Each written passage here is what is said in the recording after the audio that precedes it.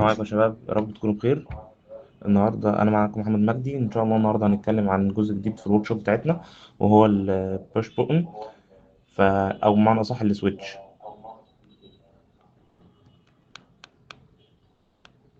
طيب، انا عايزك كده تتخيل معايا ان انا عندي ان دي كده سلكه. تعالى نعملها بشكل اوضح. دي كده سلكه، وهنا عندي السويتش بتاعي. ده زرار، الدايره دي كأنها زرار، وده السلك التاني. في حاله دي كده ده كأنها زرار. في حاله لو انا مش ضاغط على على السلك، مش ضاغط على الباش بوتون هنا، فالسلك ده هيكون شكله عامل ازاي؟ هيكون كده، كأنه اوبن واير. كأن الحتة دي في النص كده، السلك ده مفتوح من الناحية دي.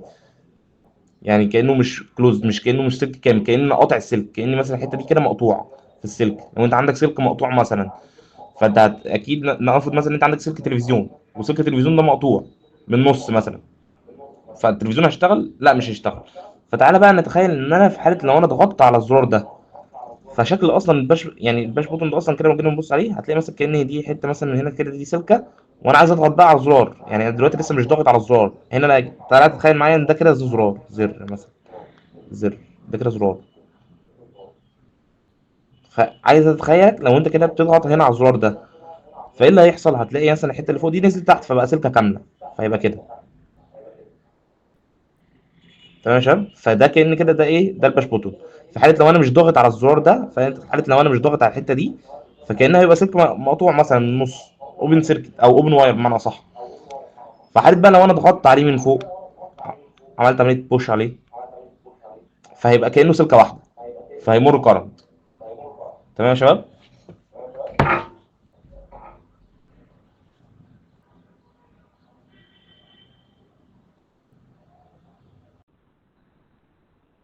فنكمل. هنا عندك مصدر ميه قليل قوي جالك من تحت، فتعالى كده مثلا نفترض ان هو لو. فانت عندك قلنا من فوق مصدر هاي، ومن تحت مصدر لو، وعندك هنا في النص محبس. ده كده محبس ميه. في حالة إن أنا قافل المحبس، اللي هينزل لي هنا في الدلو مثلا، أو أي حاجة هنا مثلا، أو الحاجة اللي أنا عايز أملاها دي حنفية. ثانية واحدة.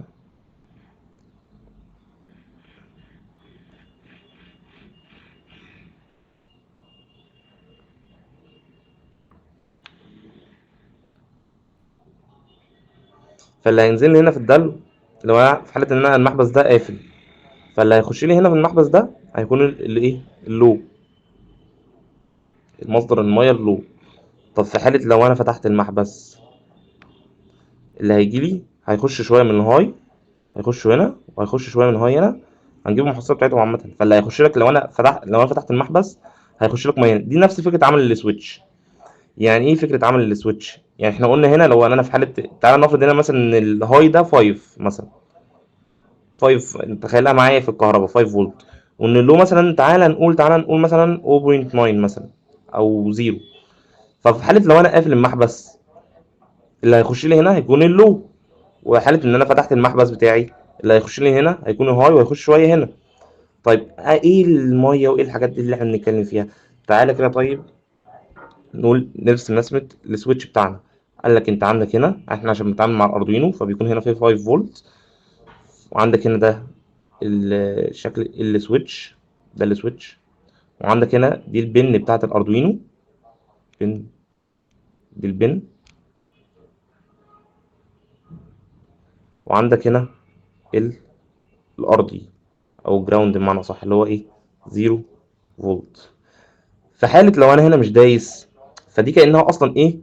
يعني في حالة لو انا مش دايس على السويتش ده، فكأن دي اصلا ايه؟ كأنها اوبن، دي مفتوحة اصلا، فكأنك انت عايز الحتة دي بس، كأنك انت عايز من اول هنا كده بس، انت عايز دي. فاللي هيوصل هنا للبنايه دي، ايه الحاجه الوحيده اللي هتوصل للبنايه؟ الزيرو فولت. فانت عندك الزيرو اهو، هيوصل للبنايه، فهي البنايه مش هيكون وصل لها سيجنال، فهيكون وصل لها زيرو فولت. طب في حاله لو انا دايس على على البوش بوتون، تعالى كده تخيل معايا، او كده، ده البوش بوتون بتاعي هنا اهو. في حاله بقى انا وانا ضغطت، وعندك هنا قلنا 5 فولت، قال لك لو انت عندك هنا 5 فولت، وعندك هنا البوش بوتون انت ضغط عليه، فكأن هيبقى سلكه كامله، وعندك هنا دي البنايه بتاعت الاردوينو بن، وعندك دي كده، ده كده الجراوند. فانت لو في حاله لو انت دايس على الباش بوتون، قال لك هيحصل انتقال. انت عندك هنا الجراوند ده اللي هو 0 فولت،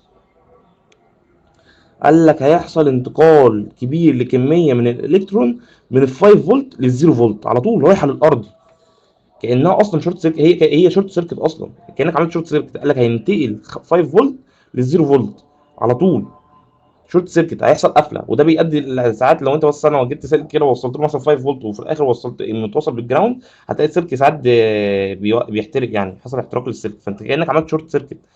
طيب احنا هنعمل ايه؟ انا عايز ادي، انا هنا في فايده السويتش عندي لما احنا قلنا هنا كده. طيب عايز اعامله كانه سنسور. عايز هنا مثلا ده عندي هنا الباش بوتون، وعندي هنا البن بتاع الاردوينو، فانا عايز اتحكم فيه، عايز اشتغل شغل روبوتكس بمعنى صح. وعندي هنا الجراوند، انا عايز ال 5 فولت دي تروح للبن علشان اقول للسويتش انت جات لك اشاره، علشان اعرف بقى على حسب الاشاره دي هعمل ايه. فمثلا انا دلوقتي جات لي اشاره، فانا عايز اخصصها، مثلا عايز اولع للدايه، عايز مثلا اشغل فليم سنسور، عايز اقول الفليم سنسور يشتغل، مثلا عايز اشغل بي اي ار، على حسب، دي كلها انواع سنسور.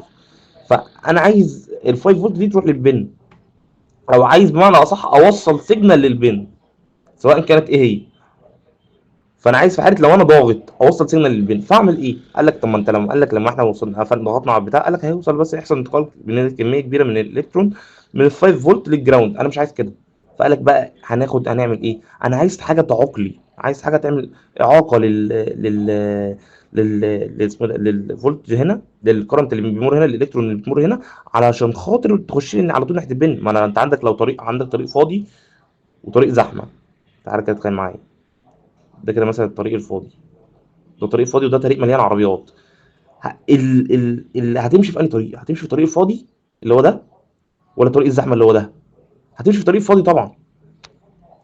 طيب فهنروح هنعمل ايه؟ احنا قلنا عايزين حاجه تعوق، فقلنا هنحط ايه؟ هنحط مقاومه. وكده ده اصبح عندي ده ال 5 فولت، ده هنا البوش بوتون، وده هنا البن بتاعت الاردوينو، وده كده ريزيستنس، وكده ايه؟ جراوند. اصبح ده هنا الزيرو فولت اهو. تعالى بقى ندرس الشكل. في حاله لو انا مش ضاغط هنا، في حاله لو انا مش ضاغط على الباش بوتون ده، في حاله لو انا مش ضاغط على السويتش ده، فدي كانها اوبن سيركت احنا قلنا. فاحنا مش عايزين كده الحته اللي فوق دي خالص، ثانيه معلش، مش عايزين الحته اللي فوق دي كده خالص. فاللي هيوصل بقى هنا للبن بتاعت الاردوينو هيكون ايه؟ الزيرو فولت.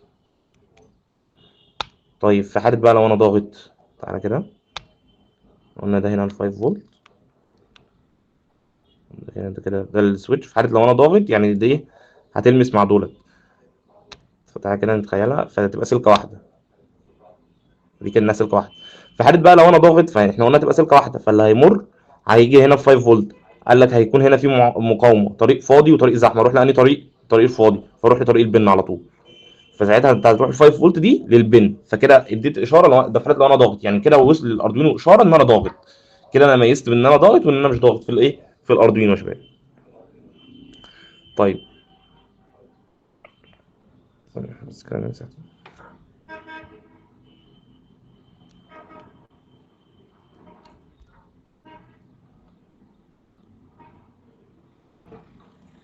فمعنى كده كلامي ان انا عندي هنا دي كده ال 5 فولت،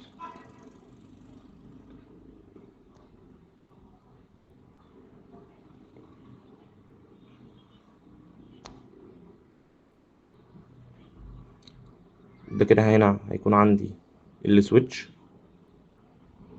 ده كده السويتش بتاعي، وهيكون هنا دي البن هتكون بتاعت الاردوينو،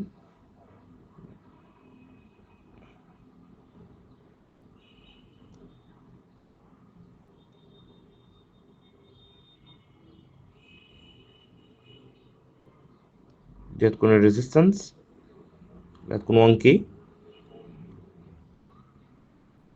1 كي ريزيستنس، وهنا 5 فولت، وهنا ده السويتش بتاعي. هنروح ناخد هنا وصلة ونروح نوديها للأردوينو اللي هي البن بتاعتي اللي في الأردوينو، يعني ده كده الأردوينو، ده الأردوينو بتاعي، أردوينو الأونو بتاعي. دي البن اللي هتروح للايه، البن الديجيتال بتاعتي اللي احنا اتكلمنا فيها، وده السويتش. طيب تعالى كده بقى نبص للرسمه بتاعتنا علشان خاطر ايه، ندرسها. فاحنا قلنا هنا ان انت كده عندك ال 5 فولت اللي هي نفس الكلام اللي احنا قلناه فوق. عايزين بقى نرسم كده تاني، معلش، نوصلها كده. عايزين نوصل الباش بوتون ده بليد. هل لما انا اعمل كده، وده كده ده المفتاح بتاعي او السويتش بتاعي، وده كده الليدايه، دي كده الريزيستنس اللي احنا قايلين عليها، هل كده لما انا اعمل الكلام ده الشكل ده، ده كده شغل الروبوتكس بتاعي؟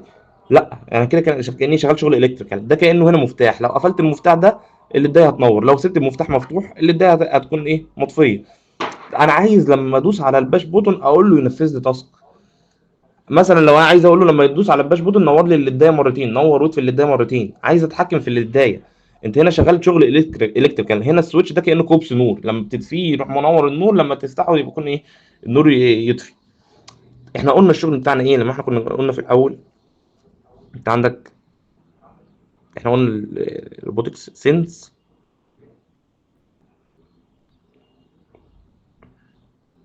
بعد كده عندك ثينك، بعد كده عندك اكت. فاحنا قلنا اصلا ان لما كنا بنشرح في الاول في اول الكورس، اقول لك سينس جاي من سنسور. فانت اول حاجه بيسن، لما قلنا لما عندك طريق وبتعدي فيه، فانت اول حاجه بتعمل ايه، بتشوف العربيات، يعني بتشوف العربيات جايه، في عربيات جايه دلوقتي ولا مفيش عربيات جايه دلوقتي. بعد كده ايه، بعد كده بت بتسنك، بتشوف هعدي امتى. بعد كده بتاكت، اللي هي بتبقى عمليه ايه، تعديه. فانت اول حاجه بتعملها سينس، بعد كده ثينك، بعد كده اكت. ده شغل الايه، الروبوتكس بمعنى صح. فانت عندك السنسور بتاعك، هل انا دوست ولا ما دوستش. او اللي بيثينك هنا بيكون المايكرو بروسيسور المايكرو كنترولر بتاعك، اللي هو بيكون اللي فوق اردوينو، اللي هو اتميجا. وعمليه الاكت اللي هي بتيجي من الاكتيميليتور، الحاجه اللي انت بتحطها، سواء الليد هتنور، عايز تحط ليد، عايز تحط فليم سنسور، عايز تحط اي حاجه تانية انت عايز تحطها عامه، او بازر مثلا يدي صوت ان الدايره المغلقه دلوقتي ماشي كارنت في الدايره. فعلى حسب الحاجه اللي انت عايز تحطها في اللي هنا في حته اكت، او معنى صح الاكيوميليتور بتاعك. طيب، فكذلك ان احنا قلنا عندنا ايه اللي هنا الباش بوتون. تعالى كده بقى نبص على الرسمه بتاعتنا. انت عندك، احنا قلنا هنا عندك ده ال 5 فولت بتاعتك عشان اردوينو، وعندك هنا قلنا ده الباش بوتون، وعندك هنا دي الريزيستنس، وده الجراوند اللي هو الزيرو فولت، وهنا 5 فولت. وقلنا هنا عندك البن بتاعت الاردوينو، بن اردوينو. طيب دي كده الرجل الاولى للسويتش، سويتش.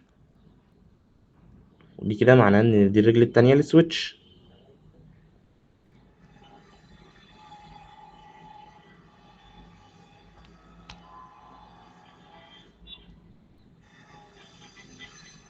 طيب هنا الرجل الاولى للسويتش متوصله بالايه، بال 5 فولت. لو جيت تبص هنا الرجل الاولى ما فيش حاجه متوصله بيها غير 5 فولت. الرجل الثانيه بقى للسويتش متوصله بايه؟ قال لك متوصله بالبن بتاعت الاردوينو، ومتوصله بالريزيستنس، ومتوصله بالجراوند. الريزيستنس متوصله بالجراوند. تمام كده يا شباب؟ تمام كده الحته دي. انت عندك هنا قلنا البن الاولى، يعني احنا لو جينا نقول السويتش معانا اللي هو البوش بوتن اللي معانا ده اللي هيكون في التنكر كاد، بيكون شكله عامل كده، ده الزرار، وبيكون ليه اربع رجول. هو عامه في السويتشات بتكون رجلين، الرجل دي هي الرجل دي، يعني الرجل دي كده هي الرجل دي، والرجل دي هي الرجل دي. تمام كده يا شباب؟ فانت عندك هنا احنا قلنا هنوصل الرجل الاولى بال5 فولت.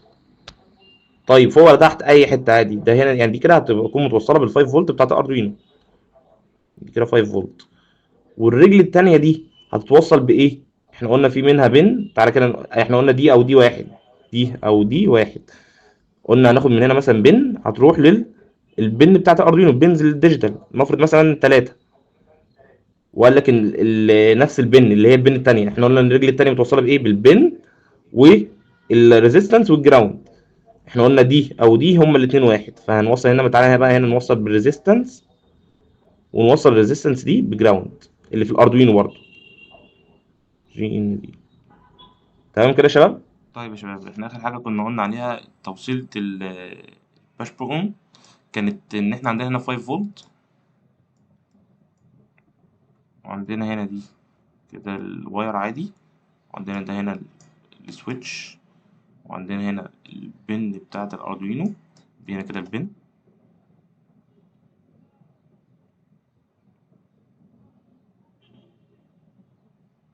دي كده البن بتاعتي، وعندنا هنا ريزيستنس وشرحنا ليه اللي هي 1 كي بتاعتنا، وعندنا هنا الجراوند. طيب تعالوا كده يا شباب ايه نفسر ليه، تعالى نعمل كده، نعمل السيركتس دي. طيب احنا قلنا عندنا هنا فوق ال 5 فولت، وهنا تحت ده 0 فولت اللي هو جراوند، اللي هو الجي ان دي، جي ان. طيب احنا قلنا عندنا دي الرجل الاولى، دي الرجل الاولى للسويتش، ودي الرجل الثانيه للسويتش. طيب تعالى كده نجيب البريد بورد بتاعتنا، نجيب هنا الاردوينو، احنا قلنا هنا ده الباش بوتون، وهنا قلنا ليه 4 جول، قلنا الرجل دي الرجل دي هي الرجل دي عادي، والرجل دي هي الرجل دي نفس الحاجه. طيب احنا قلنا هنا من السيركت دي قلنا ايه؟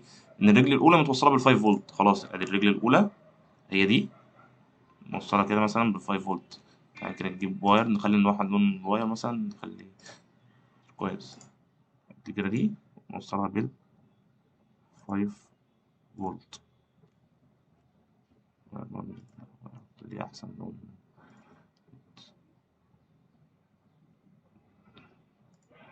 دي ريد عشان 5 فولت الكلام.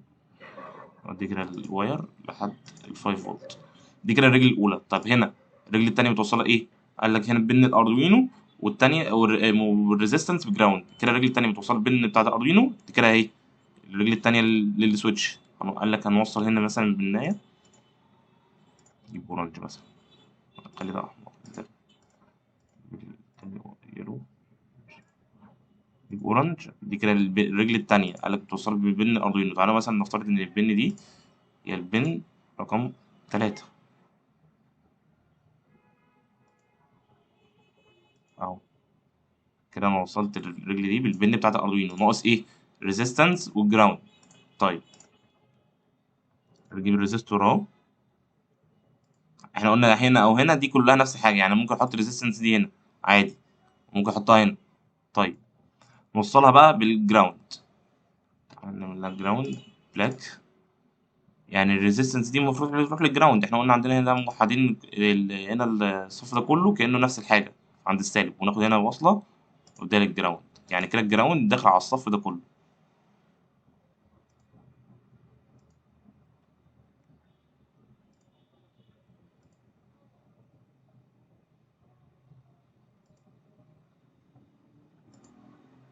طيب هل احط الجراوند هنا؟ لا، لو هنا تبص الريزيستنس بعد كده الجراوند، انت كده بتعمل ايه؟ بتحط الجراوند والريزيستنس على نفس البن، فكده اصلا هتبقى عندك الحته دي كانها اوبن سيركت. تمام يا شباب؟ طيب احنا بقى عايزين نعمل ايه؟ دي كده توصيله الايه؟ البوش بوتون كده، واحنا قلنا الرجل اللي عندها ال 5 فولت اهي، دي كده الرجل متوصله بال 5 فولت، دي كده دي الرجل المتوصله بال 5 فولت اهي، والرجل التانيه متوصله بالبن بتاعت الاردوينو وبالريزيستور وبالجراوند. طيب احنا عايزين نوصل للداية، لما ادوس على الباش بوتن الليد تنور، ولما اشيل صباع من على الباش بوتن الليد تطفي. ادي كده نجيب الليداية، نوصل توصيلة الليداية العادية اللي احنا عارفينها، دي كده اهي، دي 220 اهو، نجيب دي نوصلها بالجراوند، احنا عندنا تحت واخدين كومن جراوند فمش محتاج ان انا اوصلها بالجراوند.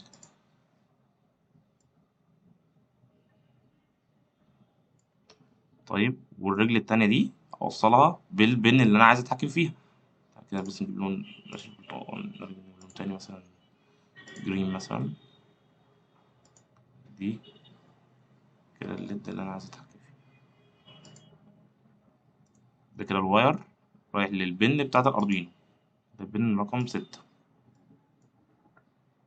طيب نكتب بقى الكود بتاعنا اللي كده. دي توصيلة الليد، رجل متوصلة بالبن والرجل التانية متوصلة بالريزيستنس بالجراوند. طيب نكتب كود.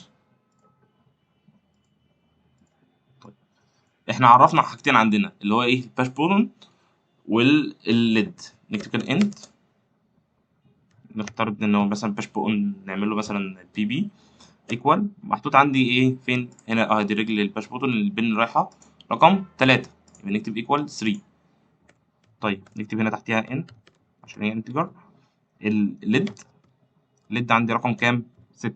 الليد اهي رقم 6، البناية اللي رايحة للديجيت بن ايكوال 6. طيب نخش بقى في مرحلة الفويد سيت اب. انت عندك طبخة عايز تطبخها، الاول بتجهز حاجة ايه، الانجريدينتس، المكونات بتاعتك او الحاجات بتاعتك. فويد سيت.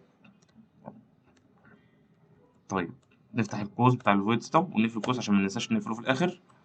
ما نقفلوش في الاخر، نكتب هنا احنا بنجهز الحاجه. انا بقول للبن اللي بتاعت الاردوين اجهزي، انت هتكوني خارج منك او داخل القراءه. فاحنا هنقول بن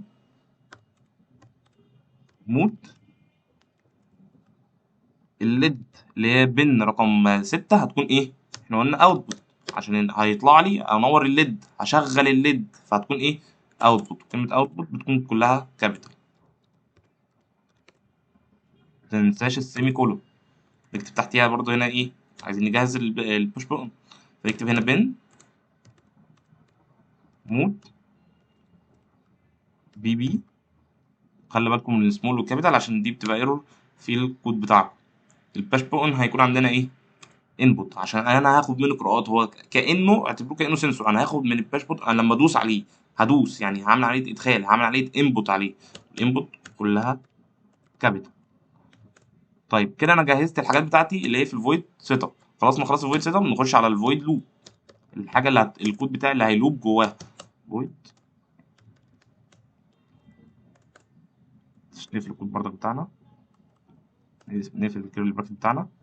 هنقول له ايه هنا بقى، عايز اسال سؤال. احنا هنا احنا قلنا هنعمل عمليه ادخال على السويتش، انا هدوس عليه. فلما قلنا الديجيتال رايت في البدايه قلنا ان احنا بنكون مثلا لو انت انسان طبيعي بتفكر في افكار وعايز تكتب الافكار فتروح كاتب. فانا عايز اشغل البدايه فانا هروح كاتب، فاهم؟ فانت بتقول ديجيتال رايت. طب في حاله السويتش انت بيجي لك منه قراءات، فانت عايز تقرا القراءات بعد كده تدي يعني تدي انستراكشن للليد عشان تنور. فانت هتقرا من السنسور، يعني انت هتخرج منه ضغطات يا لامس يا مش لامس، يا واصل له سيجنال يا مش واصل له سيجنال، عن طريق الدوسه اللي انت بتعملها عليه. فكده هيكون ايه، ريد. فبدل ما نقول ديجيتال رايت هنقول ديجيتال ريد. بس انا عايز اقول له لما انت يكون متداس عليك، انا اعرف منين ان هو متداس عليه ومش متداس عليه؟ احنا قلنا الكمبيوتر بيفهم بالزيروز وال1 او عامه المايكرو كنترولر والحاجات دي بتفهم بالزيروز وال1. ففي حاله لو انا دايس عليه اكيد هيبقى 1. احنا قلنا لو في حاله اون 1، في حاله اوف يبقى 0. انا هقول له بقى ايه، حط كونديشن لو انا دايس عليك نورني الليد. يعني بمعنى صح لو انت واصل لك 1 نور الليد، لو انت واصل لك 0 اطفي الليد. يبقى نقول له هنا اف، نقول له ديجيتال ديجيتال،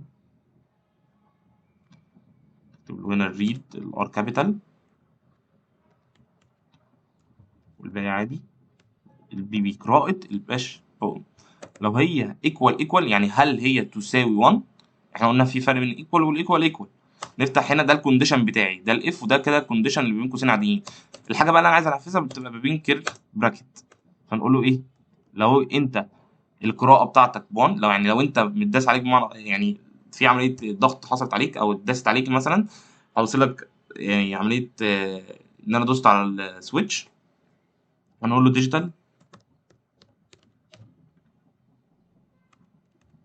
رايت البدايه. احنا قلنا البدايه كانك انت خلاص قريت حاجه بعد كده هتروح كاتبها، فانت عايز تشغل حاجه فانت كانك بتقايد ان انا عايز اشغل البدايه. هنقول له الليد ايه هاي، ما ننساش الايه، السيمي كولون. طيب انا بقول له لو في حاله ان انت هل انت تساوي 1، هل انا محتاج اقول له لو انت مش بتساوي 1؟ طب ما هي خلاص يا اما 1 يا اما 0، يبقى مش محتاج اقول له else، مش محتاج اقول له else نوت ايكوال 1 لا، فهنقول له مثلا else عادي جدا، ونفتح القوسين بتوعنا عشان else هي اصلا يعني غير كده، اصلا ايه تاني غير كده ان انت بزيرو. تبقى نقول له بقى ديجيتال رايت الار كابيتال الدبليو كابيتال الليد خليها لي ايه لو عشان السيستم كله كده. ده القوس بتاعي ده اللي عندي هنا، ده قوس الايه، ده القوس بتاع الالس. القوس التاني ده بتاع ايه، بتاع اللوب. تعالى كده نعمل ران. انا قايله في حاله لو انا دايس عليك نور اللي اتضايق، لو في حاله ان انا مش دايس عليك اطفي اللي اتضايق. تعالى كده نشوف. اه انا دايس اهو، لسه دايس. لو عملنا هنا زوم انا كده دايس على وهتلاقي الشادو بتاع الباش بون راح. كده انا دايس، كده انا دايس عليه.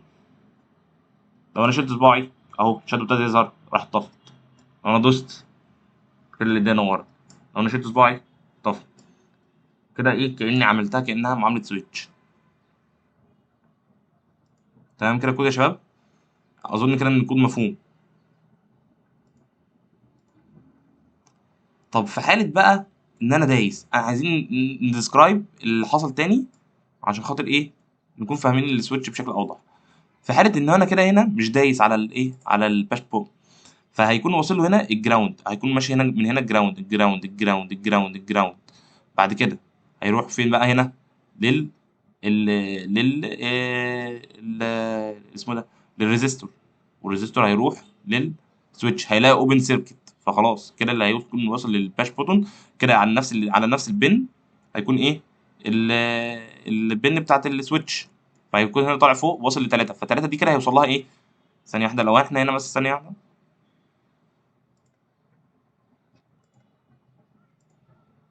فاحنا لو قلنا هنا مثلا ان ده هنا لو انا في حالة ان انا مش ضاغط هيجي هنا من الجراوند الجراوند الجراوند هيجي كده هيخش على هنا هيكون واصل بردك للليد جراوند. وهيكون هنا واصل الناحية دي جراوند زيرو فولت، يعني زيرو فولت هيخش على هنا زيرو فولت لسه زيرو فولت. هيطلع على هنا زيرو فولت برضه هيمشي هنا على البن بقى بتاعت الايه بتاعت ال اسمه ده الباش بول. هيمشي مع السلك البرتقاني لحد ما يوصل لحد البناية رقم تلاتة. فاللي هيوصل للبناية رقم تلاتة هيكون ايه زيرو. فكده معناه ان انا مش ضاغط. في حاله لو انا مش ضاغط على السويتش فهو عارف كده ايه ان انا خلاص مش ضاغط ما وصل له جراوند. تمام. نعمل كده كلير اللي ده كله.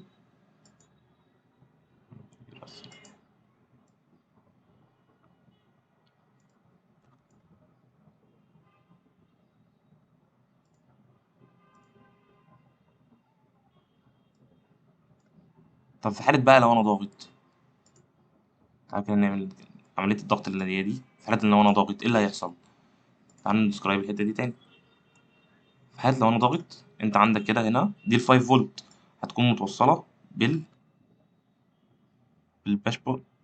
فهيكون عندك هنا 5 فولت عندك سلك فاضي وعندك الريزستور فهيروح ماشي في الايه في السلكه دي. في حاله لو انا ضاغط هروح موصل لي بال البن بتاعت الاردوينو فهيبان لي ان انا ايه داخل لي 5 فولت.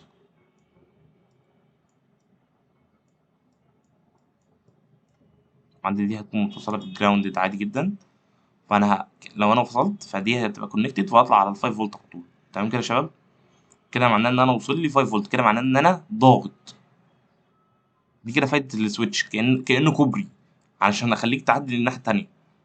فانت عندك نفس الوقت انت ماشي هنا على صف وماشي هنا على صف وانا عايز اشغل دي فراح ايه كانه كوبري معايا وصل لي للناحيه التانيه.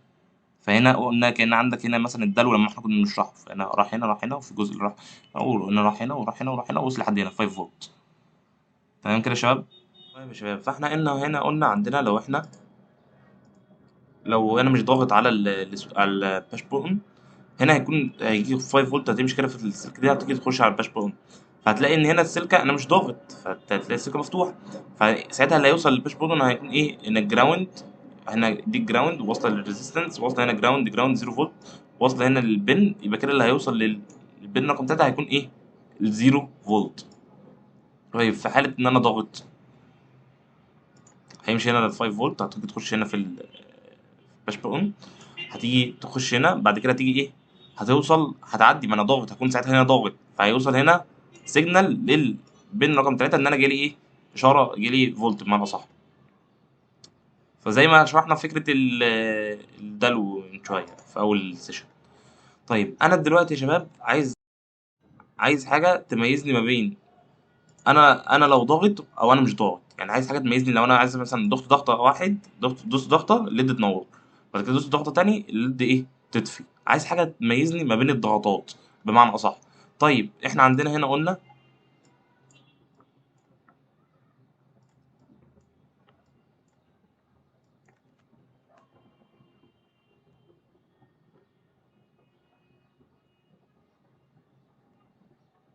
احنا عندنا هنا كده قلنا احنا عندنا دي كده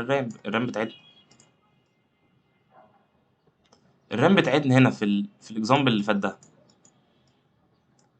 لو جينا نبص عليها احنا عارفين هنا الباش بون، وعارفين هنا الليد، ومعرفين هنا الباش بون والليد بس عندنا. فيجي هنا تعالى نبص كده. كده انت هتلاقي عندك هنا،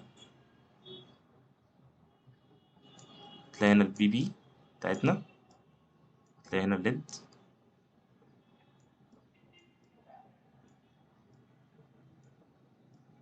دي كده الليد. احنا قلنا عندنا هنا الليد على كام؟ على 6، والباش بون على كام؟ على 3. خلاص يبقى هنا الباش بون 3، هنا 6.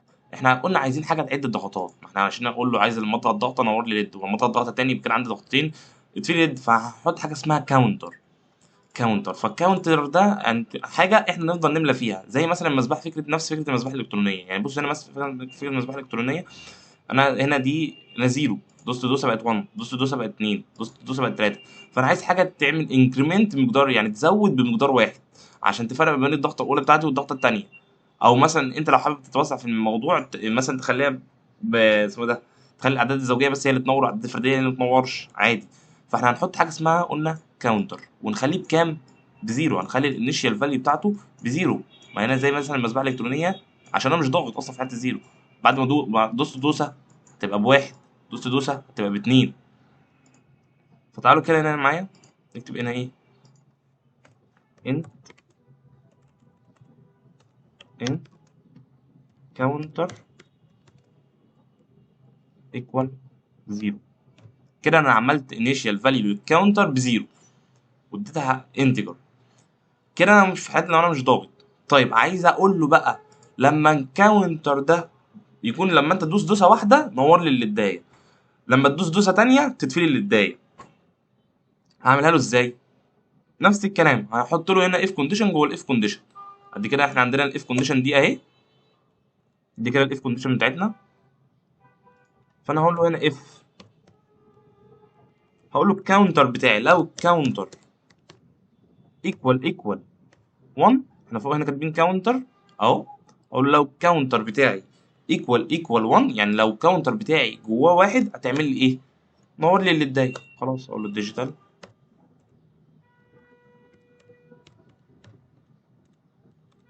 رايت ليد، خليها لي ايه؟ هاي، متنساش السيمي كولون. طب عكس كده هخلي له الالس، بس الالس دي ساعتها بقى هتكون بتاعت الاف التانية، فهقول له غير كده اطفيني الليد. طيب ادي كده ده القوس بتاع الاف الكبيره خالص، لسه ما اتقفلتش. ده القوس بتاع الاف التانية، عملت له هنا كاني بعمل نستد اف، نستد لو. فهنا عندي اف هنا نستد اف، فعندي هنا اف كاونتر ايكوال 1. حطيت هنا اف كونديشن اولى، قلت له لو كاونتر بقى بواحد، لو كاونتر جوه واحد نور لي الليد. طب لو مش جواه بقى واحد اطفي لي الليد. طيب هنا دي قفله القوس بتاعت الالز، ودي قفله القوس بتاعت الفويد لوب اللي هي فوق. فين بقى قفله القوس بتاعت اف؟ اهي. تمام كده يا شباب. فتعالى كده بقى نبص للكود ده. كده معنى كده كلامي ايه؟ لسه ما عملتش انكريمنت للكاونتر. ما لسه هنا بقول له لو الكاونتر ايكوال 1. طب هو الكاونتر كده كده اصلا بزيرو. طب انا عايز ازود الكاونتر. طب ما احنا لسه عاملين هنا انيشال انت كاونتر ايكوال 0. بعد كده احنا قلنا اف ديجيتال ريد ايكوال 1 في حاله لو انا دوست. طب ماشي، طب ما انا مش لسه، لو انا دوست ما اديتوش حاجه يعمل لي، كنا كده على كلامنا يبقى الكود اللي فات. طب انا عايز ازود الكاونتر، عايز اقول له لما انا ادوس دوسه زود لي الكاونتر واحد. خلاص هنقول له كاونتر بلس بلس.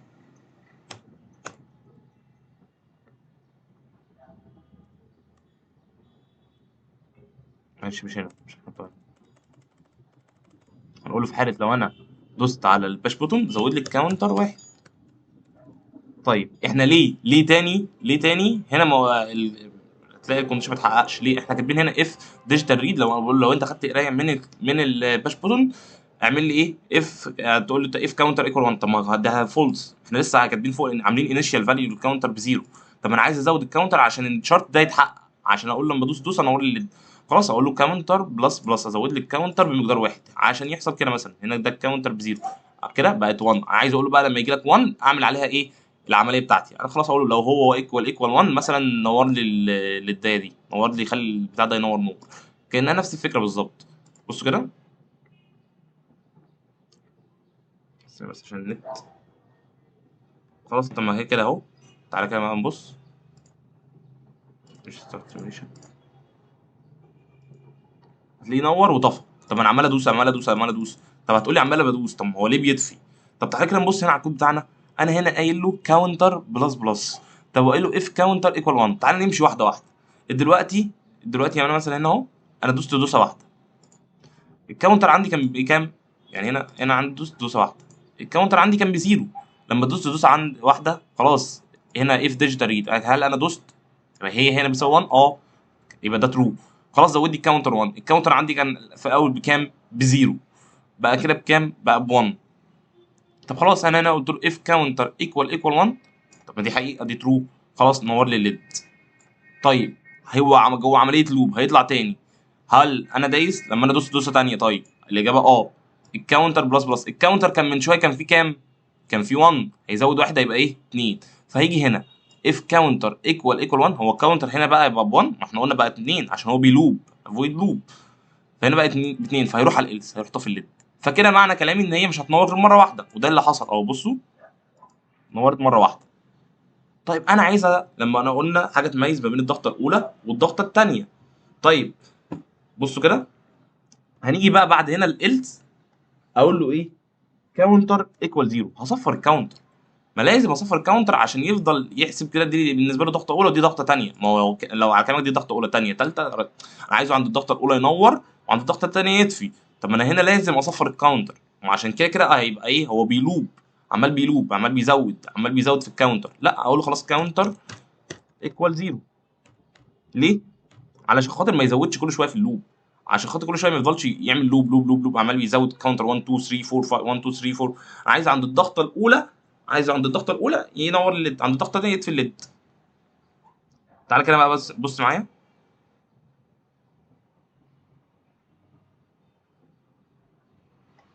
بس انيشاليز.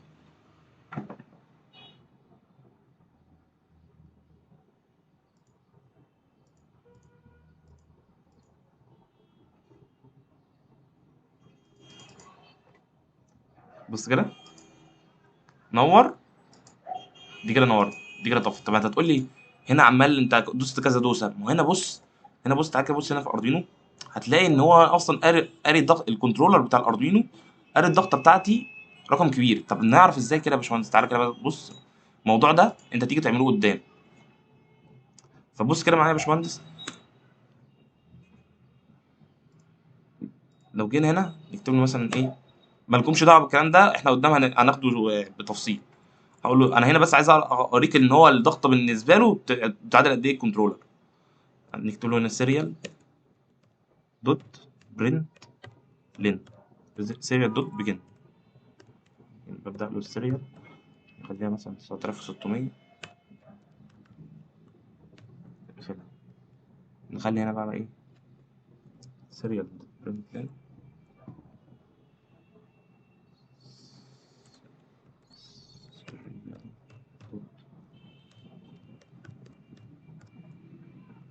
عايز اقرا قرايه الكاونت. بص كده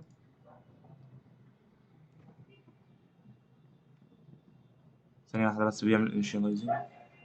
بص هنا في السيريال مونيتور هو هنا قاري زيرو. لما اجي ادوس بص هنا بتلاقي 1 وزيروز مع بعضيها. انا عايز اقرا له، انا عايز اخليه يقرا 1 و0. يعني هنا بص لو جيت تدقق معايا في السيريال مونيتور انا لما بدوس دوسه كده عشان هي من ورا بتلاقي 0 و1 جت مع بعضيها. طب انا اظبط الموضوع ده ازاي؟ دي كده القرايه بتاعت الكنترول. انا عايز اظبط الموضوع ده اظبطه بالايه؟ بالديلي. احط الديلي 250.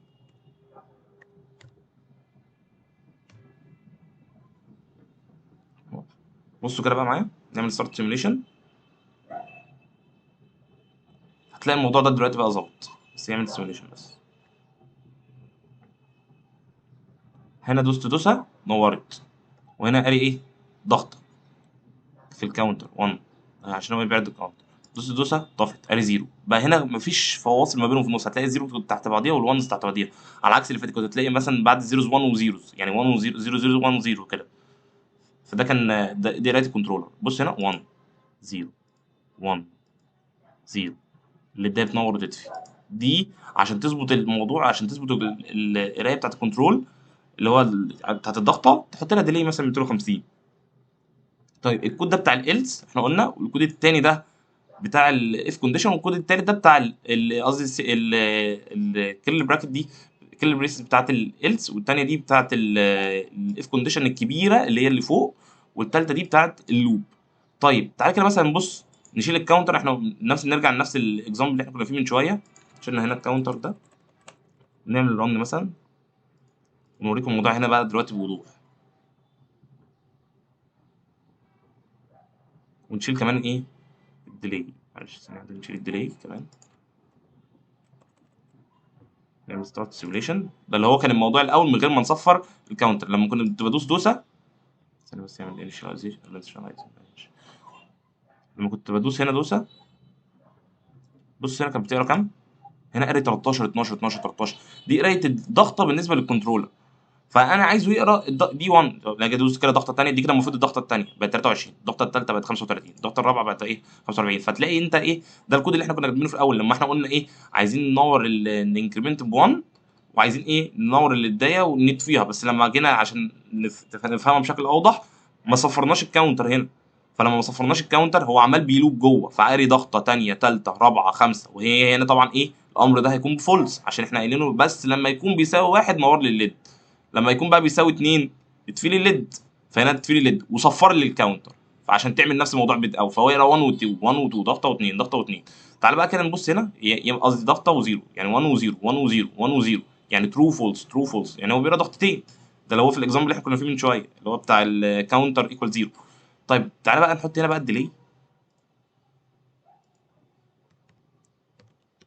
ديلي 205. بص بقى هنا ستارت سيميوليشن.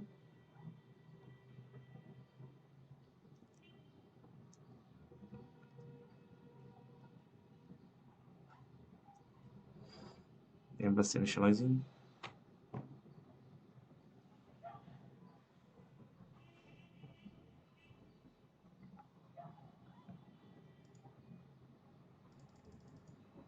ثانية واحدة بس يا شباب، بيعمل initializing عشان النت بس ممكن يكون عنده بطيء.